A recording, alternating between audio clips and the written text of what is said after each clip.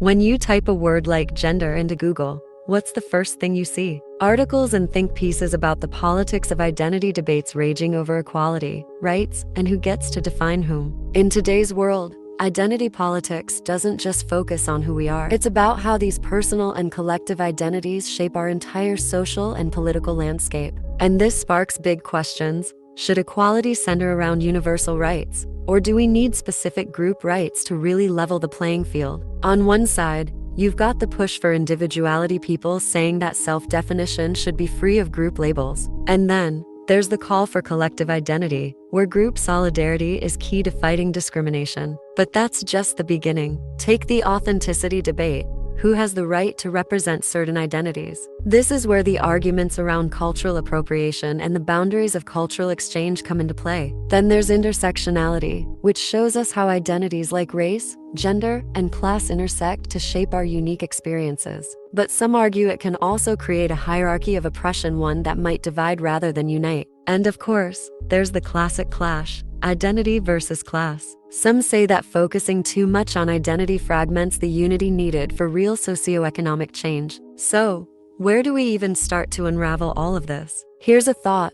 What if identity itself is a spook imposed on us to maintain control? In this video, we're diving into what identity really is, why we want an identity in the first place, how that can and will try to lead us astray, and how to change our perspective on it and find a new way to look at ourselves and others.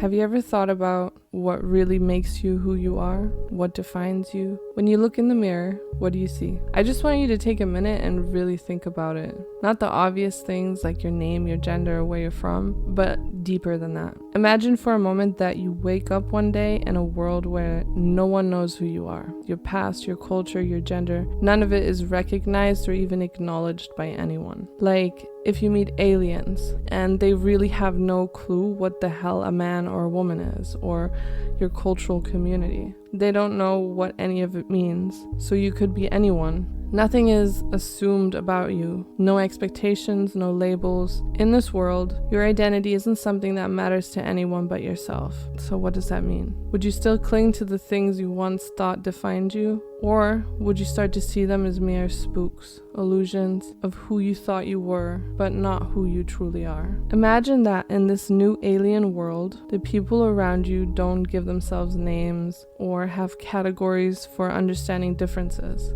It's all kind of seen as a continuous choice. In this world, the only thing that defines you is what you decide in each moment. If no one else cares about your identity, if the world around you doesn't assign meaning to it, how do you choose to define yourself? And who are you then? In this video, we're going to look at gender and cultural identity, those things that feel so personal and innate, and look at how they are actually shaped by external forces, by social structures, power, and ideology, and allowed to define you by your lack of protection of your own sovereignty. So that's the first layer. Then we will look into the second layer of this discussion, of your identity, which will show that because of how deep we are into identity formation, the rebellion against external authority itself can then become a spook. Let's start by talking about the first layer of identity formation development and untangle the lies we're taught to believe. So let's look at the spook of identity, or in other words, how these identities are constructed through power relations. For centuries, thinkers like Michel Foucault and Judith Butler have argued that gender and culture are not fixed or natural categories, but rather social constructs. In their view, gender isn't something you are, but something you perform. So a set of repeated behaviors shaped by the norms and expectations society places on you. Cultural identity works in a similar way. We inherit a sense of belonging to certain groups through shared language, tradition, and norms. But these identities are also constructed by larger social and historical forces. The categories of male, female, American, Mexican, black, or white are all constructed by power dynamics that tell us how to behave and where to belong. To break this down in more detail, let's explore how identity formation begins and the ways we are led to believe certain things about ourselves. So, from the moment we're born, we're placed within a system of labels and categories. These categories, such as gender and cultural identity, are presented to us as fixed, natural facts about who we are. But these identities are not inherent or essential. They are constructed through social, historical, and power relations. Max Stirner's concept of the spook refers to ideas or constructs that control our thoughts and actions, but have no real existence beyond the power they hold over us. Identity, particularly in the form of gender and cultural identity, is a prime example of this kind of spook. These identities seem real and absolute because they're so deeply ingrained in society, but they are, in fact, constructed through power relations that shape and limit how we think about ourselves. Let's take gender as the first example. Thinkers like Michel Foucault and Judith Butler have shown that gender is not a biological fact but a social construct, or something that we are taught to perform based on the norms and the expectations of society. So according to Judith Butler's theory of gender performativity, we are not inherently male or female. Instead, we become gendered through repeated behaviors, actions, and roles that conform to the expectations society places on us. For example, if you are assigned female at birth, you are expected to perform femininity, wear dresses, behave in ways that are nurturing or passive, be emotional or empathetic, whatever. Over time, you internalize these behaviors as natural, but they're not natural. They're part of a social script that you've been handed, which is reinforced by cultural norms, media, institutions like family, education, religion, and so forth. Now let's consider cultural identity. Similar to gender, cultural identity is often thought of as something we're born into, being American, German, Mexican, Black, white, and so forth. This is seen as an inherent part of who we are. But these categories too are social constructs created through historical and political power dynamics. So for instance, take the concept of national or racial identity. Being American or a Mexican carries a set of expectations about how to behave, how to dress, how to speak, and even what kind of values you should hold. These identities give us a sense of belonging, but they also serve a larger purpose. They are constructed by powerful social institutions, such as governments, media, and the education system, that want to maintain certain social orders. The way you identify with a certain race or nationality isn't just a neutral fact about who you are. It's shaped by centuries of colonization, migration, and political policies that determine how we define and divide ourselves. Power, in this context, doesn't necessarily mean direct force or coercion, though that's sometimes part of the equation. Power operates in a more subtle way through social norms, language, and symbols that dictate what is acceptable or normal. So, as Michel Foucault argued, power is everywhere. It's in the institutions that define what knowledge is valuable, the systems that regulate our behaviors, and even the ways we think about ourselves. In the case of gender, for example, the idea that there are only two genders, male and female, is a powerful norm that has been reinforced for centuries. But this binary division is not natural or inevitable. It's a social construct designed to keep people within certain boundaries. The physicality of our bodies doesn't define who we are, just as much as your kidney function or your liver function doesn't define who you are as a person.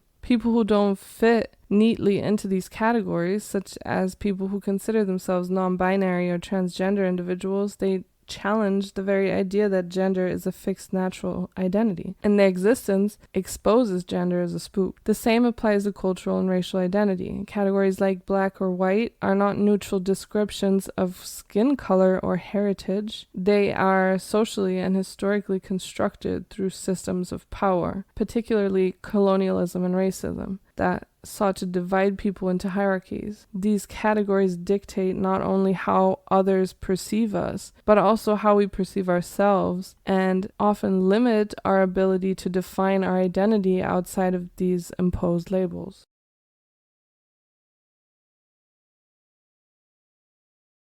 So essentially, Butler and Foucault are deconstructing what Stirner would probably call a spook. So any idea that takes control of us and makes us believe that we must live by it. Gender and cultural identity are prime examples. We grow up thinking these are essential parts of ourselves because of the way they affect us in society and the way we are shaped by the power dynamics at play. But Stirner's philosophy tells us that these are spooks, and if we want to live freely, we have to take those spooks, dismantle them, and take back agency and control of our own definitions. But here's the catch, and also the second layer. This often gets us caught up in a psychological realm where we confuse self-definition with rebellion, which can itself become a spook, maybe an even more dangerous one. When we define ourselves by opposing the very norms we're trying to escape, we're still trapped. We start to rebel for the sake of rebellion itself, and that becomes another spook that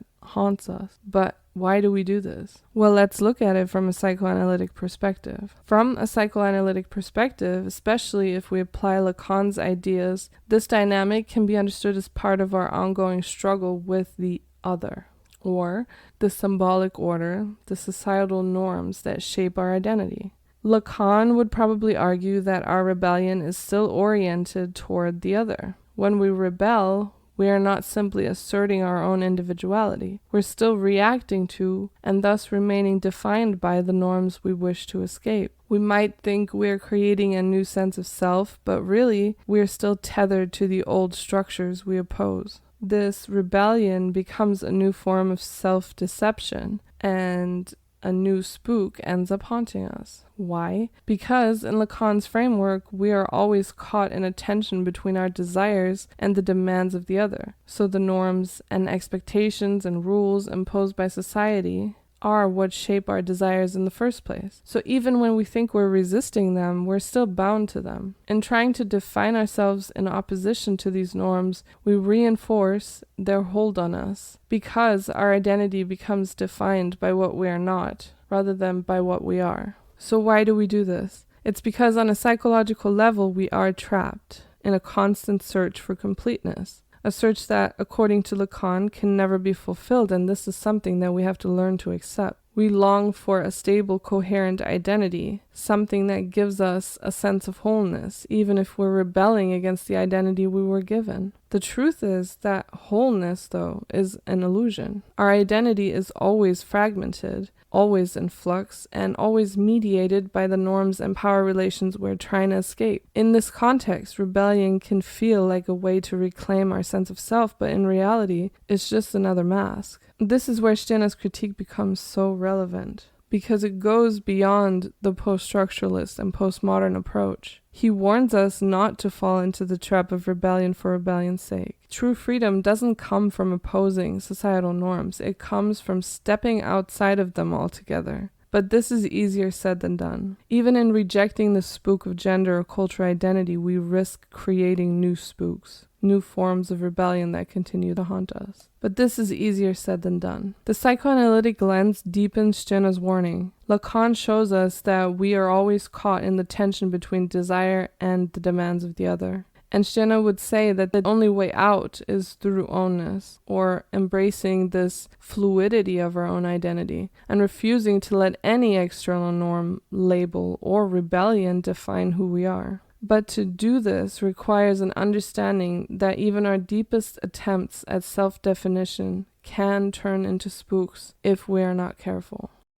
Think about it. When people challenge traditional gender norms, for instance, they might feel like they're breaking free, right? They reject the binary, assert their own gender fluidity, but what happens next? They still encounter the material realities of a world built on binary gender categories, laws, healthcare, and even social interactions that force them into boxes. The rebellion might feel liberating, but they're still living within a system that doesn't fully accept that rejection. And what about cultural identity. It's a similar story. People might want to break out of the cultural box they were born into to adopt new practices or even reject culture altogether, but cultural identity is still rooted in shared history, collective oppression, and privilege. Can someone simply become another ethnicity or culture even if they rebel against their assigned identity? Society pushes back because of the weight of collective experiences, especially when it comes to race. Here's where rebellion itself becomes dangerous. When we start to define ourselves entirely through rejection, like rejecting gender norms or rejecting cultural categories, we risk turning that rejection into our new identity. It's the paradox of rebellion. The more you fight against something, the more you're shaped by what you oppose. Now, not everyone agrees with this perspective. There are many who argue that gender and cultural identity are rooted in biological and essential truths. I guess a popular example would be Jordan Peterson, who claims that gender is based on biological differences that can't be changed, and that rejecting these natural roles leads to confusion and what he calls social chaos. On the cultural side, some argue that your culture is tied to your roots, your heritage, and that these identities are not fluid but fixed and passed down through generations. In their view, trying to change your culture is not only impossible but potentially harmful. These arguments rest on the idea of objective truth, that our identities are not just socially constructed but grounded in some kind of unchanging reality. But as Lacan and Stirner would argue, this truth is itself a fiction constructed by society and its norms.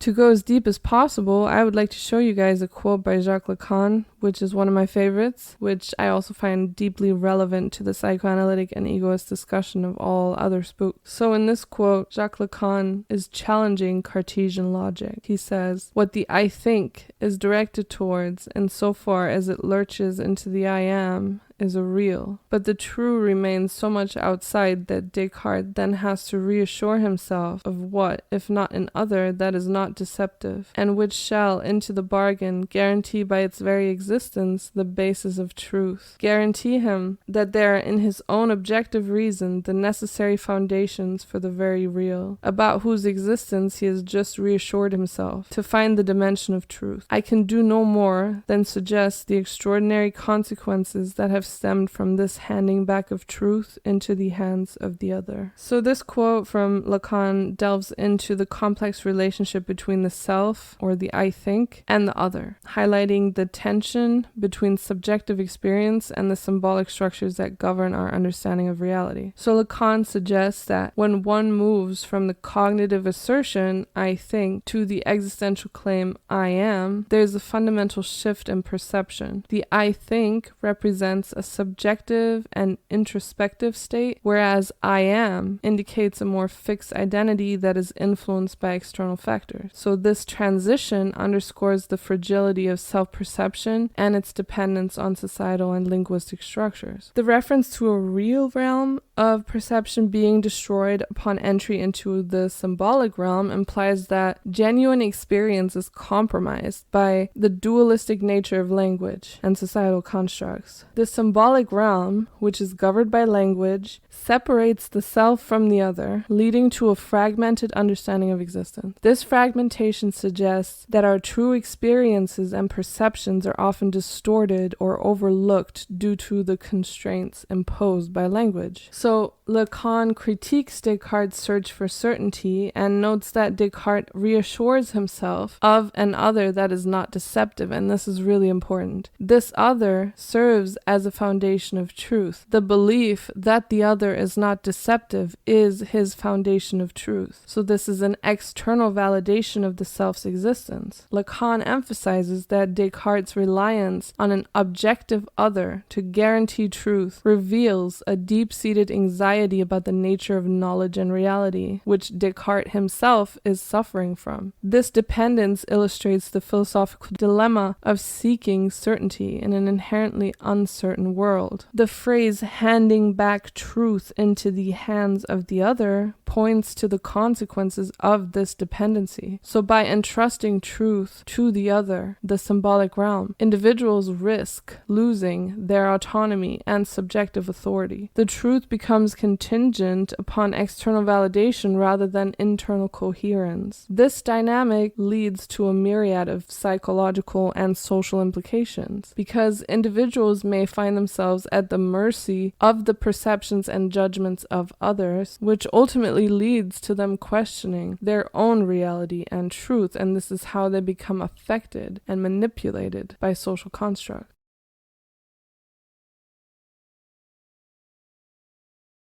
Okay, that was very theoretical, but please stick with me. So where does that leave us? Gender and cultural identity are spooks linked to the fundamental spook of truth, yes. But Stirner reminds us that even rebellion can become a spook. If we define ourselves purely by what we reject, we're not truly free. So now what? What's left? Well, I think what Stirner was telling us was that when we stop viewing identity as a fixed point or something we must constantly battle against, we open ourselves up to the fluidity of existence and autonomy, which is a state where we can embrace our very own complexity without being haunted by spook. I think it makes total sense to shift the conversation from external definitions to personal expression and subjective experience. And this doesn't mean ignoring the identity-based determinants that shape our material reality. It also doesn't mean abolishing all moral codes or interpersonal ethics. It just means we set them for ourselves based on desire and accountability for desire, and we accept the consequences. I think this is what Stirner means when he talks about might. But for this, we have to understand what it means to truly be accountable for who we are. And this is where I want to add something which hasn't been discussed frequently and something that I've been thinking about for a really long time. And this is also how I want to end this essay. I believe that one problem is that neoliberal societies claim to promote agency through a mixture of individualism and democracy, right? While also expecting a certain degree of conformity and functionality to a predetermined and pushed as ethical system. This relates to the development of modern psychology as well, insofar as it's moving away from psychoanalytic approaches that view the human unconscious as a space where socialization, repressed drives, sublimation, traumatic experiences, and so forth occur, toward a more functionality-focused and rehabilitation-driven approach, which highlights individual accountability and responsibility and offers a blueprint for expected conduct. But really all it's doing is pointing the finger at you. So, starting with the assumptions of Freudian psychoanalysis,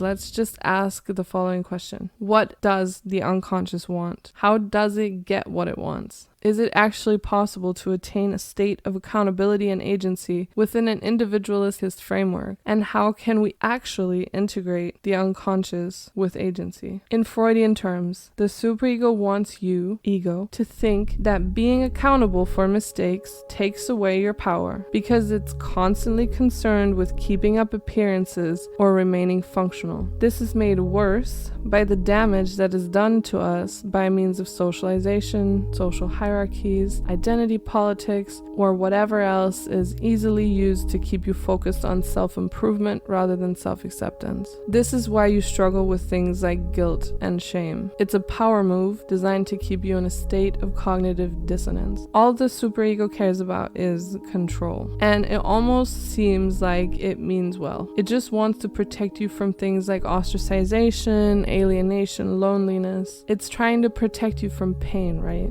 Well, that's not really true. It actually does it because pain will solidify your ego, and it doesn't want you to be conscious, aware, or accountable because it wants to own your territory. It wants you to be small and listen to the world telling you you're not good enough. If you look at superego's method from a standpoint of logic, you also see that it's irrational and it creates its own losses. Because if the superego fails at protecting you from a difficult truth, then we got the next aspect asshole in line wanting you all for itself, and the next asshole in line is the id. The id takes over when superego fails, when superego falls asleep or is too weak to keep up appearances, right? Think dream theory. You fall asleep, you go into the world of the id. It produces fantasies to help out. It's like that guy who always tries to convince people at parties to do coke with him in the bathroom. It's very sneaky, very seductive. It knows what you want and it puts it right in front of your nose. But as part of this avoidance process, it disconnects you from reality and hurls you into a land of grandiose and hyperbolized thinking and feeling. The superego runs its empire on the reality principle, meaning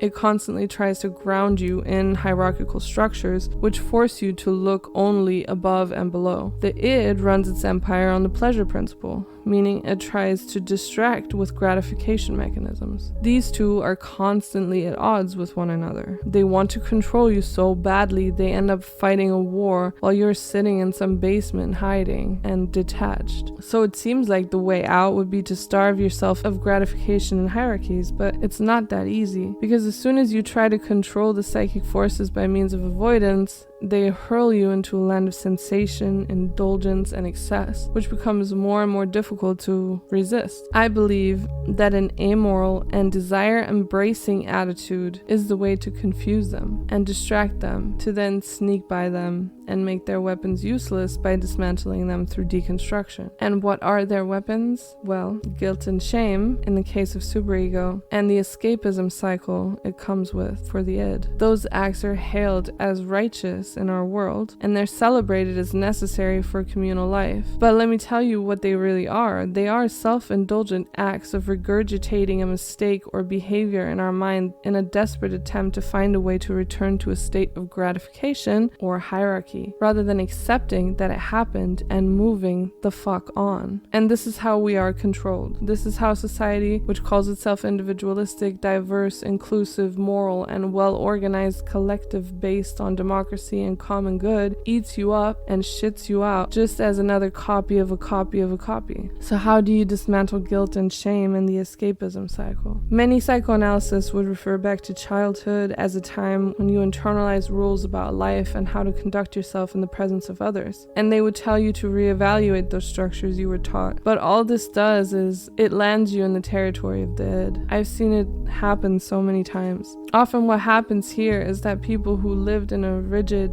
and strict hierarchy-based lifestyle end up reliving a better childhood of freedom and rebellion to their parental guidance structures. And this is exactly where egoism comes in. Egoism doesn't just attack forms of conformity or collectivism, it also attacks rebellion. It attacks the thing this world has hijacked to become an identity commodity. Because rebellion is just as much rooted in the psychic forces you're trying to defeat as any other coping mechanism, even if it feels more self-determined. You have to remember that the id had you first, then superego swooped in and claimed you, and claimed a lot of the territory. So eliminating hierarchies will only end in id, and this begins a cycle. Don't worry about the damn hierarchies. So then how can we affect the ego and reject superego and id's power over you without falling into those traps? This sounds cheesy, but you kind of have to see that ego is superego and id. You are not you without them, but that does not mean you have to let them control you. So instead of rejecting them through things that feel like agency, such as ethical systems, aesthetics, identity, and belief structures, just reject the whole concept of the self. Because if there's no separate self or ego, then there's only the dynamic and interplay of an observer with the outside world. Although Stirner never directly discussed this, it is what I got out of what he was presenting in the ego and its own, or the unique and its property. Stirner is often accused of not offering alternatives or constructive thought, but I call bullshit on that. Stirner simply knew that adding any kind of constructive thought to the universe would turn his entire philosophy into another spook. So he didn't do it. He just wrote it, as he clearly states, for himself, and coincidentally left it there for anyone who understands the intersubjectivity, ambiguity, and amorality of the universe, and